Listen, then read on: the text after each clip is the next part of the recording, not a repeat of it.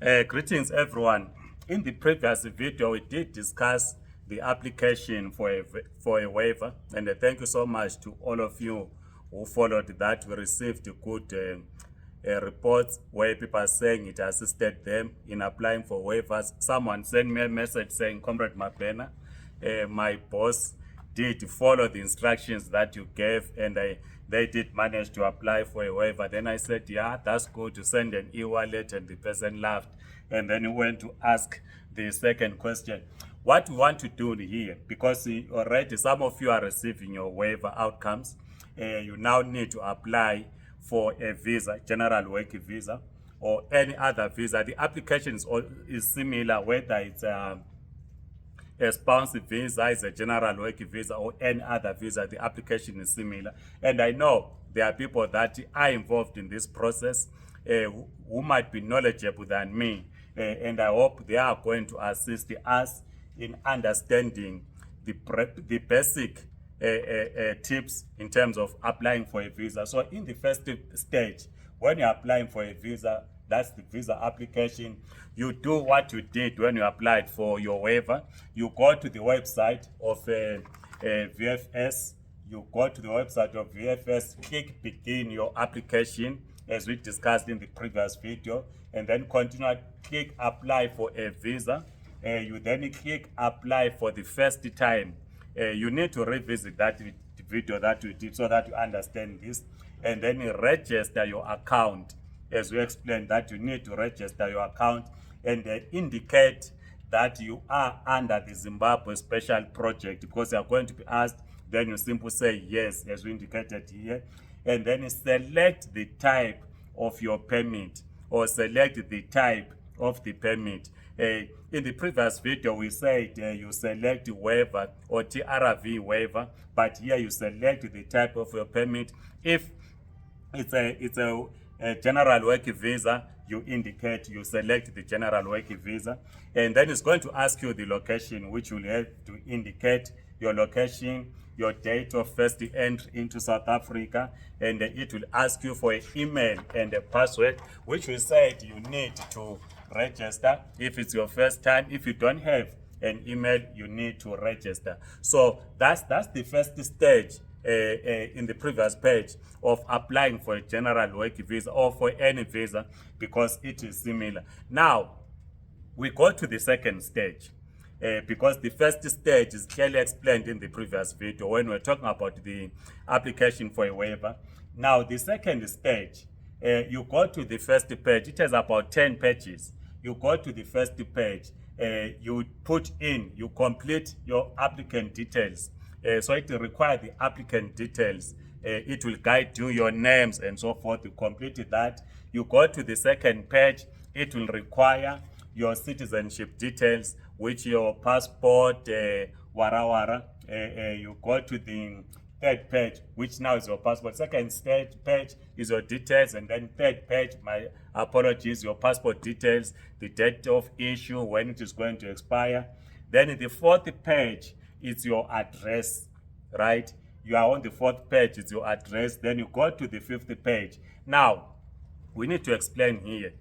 This form is designed for a person who is applying outside South Africa, right?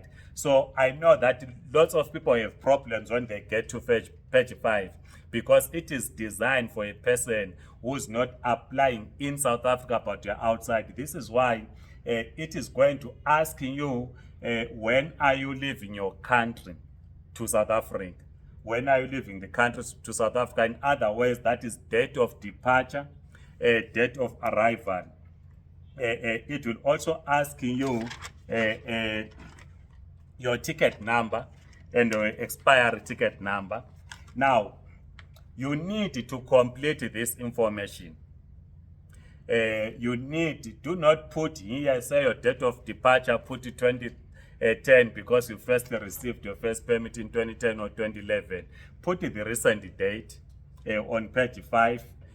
Whether it's 2 weeks ago, it's simple saying 1st of April or 25th of March, date of departure, and because you don't travel many days when you are coming to South Africa from Zimbabwe, it's about 8 to 12 hours. So date of departure and date of arrival is same day. So there's nothing wrong in putting the same day, or you can put in, say today, what's the date? I forgot, it's the 3rd.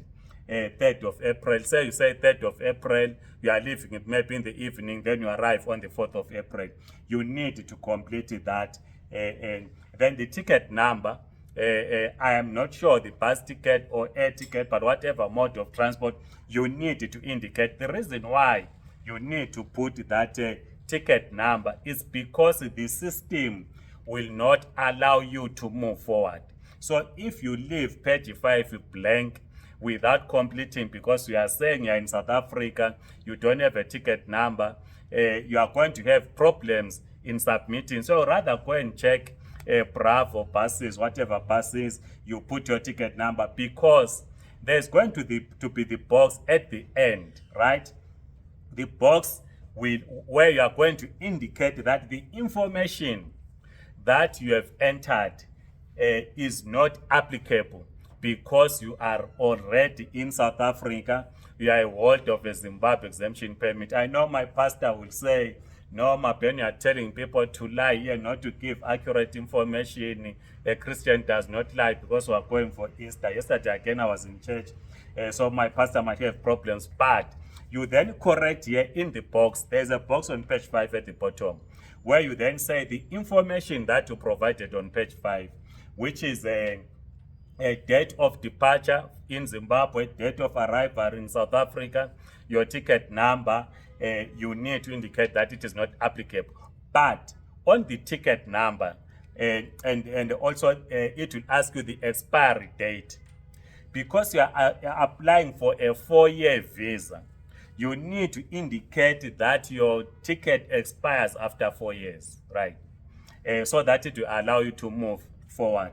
This is 2023, 24, 25, 26, 27. So you can say it expires whether on the 1st of July 2027, your ticket. But as I've already said, that in the box, you are going to indicate that the information I submitted is not applicable because I'm a holder of the Zimbabwe exemption permit. Let's go to the next stage or next page in my chart here. You will then, now that you are done with page 5, you go to page 6. Page 6 is asking you about maintenance. How much do you have? How are you going to survive in South Africa? So here, there are 2 options, because it might be asking you to indicate how much money you have in your bank account, right? So if, say, you have 30,000 rands in your bank account, you indicate 30,000 rands, or you have 150,000, indicate 150,000 rands. Because a person who's applying in India, they will be asking them how much they have. Maybe they might be having Indian currency or US dollars, but you're already in South Africa on ZEP. So you indicate that you have 150,000 rands, or option 2, you indicate how much you earn per month. That is your monthly salary. Say you are getting paid 7,000 rands. You indicate that every month you make 7,000 rands, right? Because they, like I said, that the form is designed for a person who's not in South Africa. So when the form was designed, they wanted to know how this person who's applying, when they get to South Africa, how are they going to survive? And then they will need your address, where you are going to stay, and so forth. Then come to number 7, where it will ask you about your dependents. So if you have your dependents, you fill in the information. Then it will also require you to put the details of your ZEP, which you click ZEP. It will ask you to put the details of your ZSP. It will ask you to click the details of the ZEP. So you put all those details. I know that some, of course, have lost in all the passports that are ZEP, ZSP, but the form does require you to do so. Then you go to page 8, which is a questionnaire. most cases, questionnaire, you complete no. Have you committed any criminal offense? Have you done this? Have you done that? In most cases, is no. But if you know that you have a criminal offense, you have to indicate, and you know that if you have a criminal record, you will not get a visa. Then of course you go to the overview page. Remember when we discussed in the previous video, I said the overview page is where you are able to correct the information that you submitted. You go back to all the entire form from page 1. You check, you correct. After you have corrected, you submit, right? Because once you submit, you are not able to correct all that information, and of course you then go to payment, which will then asking how you are going to pay. In the last video, I said it's easier for you to pay using EFT or through the card as opposed to going to deposit in the bank, because we said there are delays for those that are paying directly or depositing to the account. It's about 2 weeks or a month for their payment to reflect, for them to get what you call a slot to apply. I mean, to go and submit at VFS. So that's the first and second stage of the application for a general work visa. If you did not understand, you have some questions, I tried. I know my handwriting is not really that clear. I'm not used in writing in this format, but please ask the questions, and those that are involved in this application, like I said, you might be knowledgeable more than me, so you can assist us, so that you assist everyone who's applying. Then the last thing, of course, which we'll discuss maybe in the next video, we did send the request to the management at VFS to say they should open May booking, because April is fully booked, but we will try to get them to respond. Otherwise, please like the video, circulate, subscribe to this YouTube channel. I am Mabuto Nicholas Mapena. Have a great day. And the Highlanders won Singaba Amahlolanyama Bosongenkani. Goodbye.